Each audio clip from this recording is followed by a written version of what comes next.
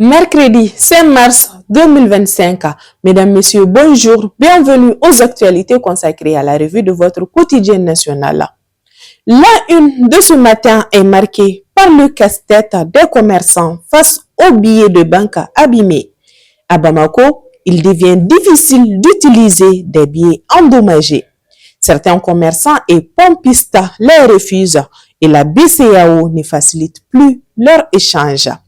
Des cambistes profitent de cette situation en les échangeant contre des sommes réduites.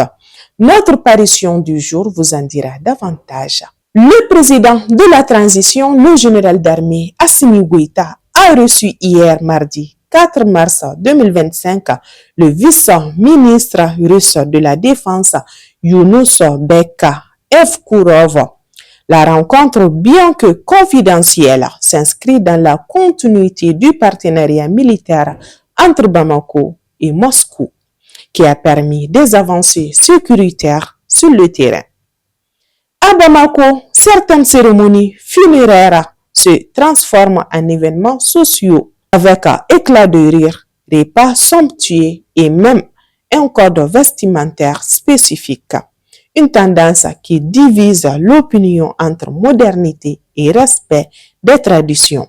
Rendez-vous sur l'essor.ml pour découvrir le reste de cet article. Au Mali, plus de 400 écoles sont touchées par des problèmes d'approvisionnement en repas affectant 112 000 enfants, surtout dans le nord et le centre du Mali. Le Programme alimentaire mondial et le Centre national des cantines scolaires alertent sur l'urgence d'une mobilisation pour éviter une aggravation de la situation. Page sport, le Stade malien poursuit sa marche en avant dans le championnat professionnel Ligue 1 Orange. Les Blancs de Bamako ont signé un troisième succès consécutif en battant l'US Bougouba 3-2 hier mardi 4 mars 2025 lors de la 8e journée en retard. En deuxième heure, le Djoliba a surclassé les 11 créateurs 4-0. Nous terminons cette édition par un communiqué de nos opérateurs téléphoniques.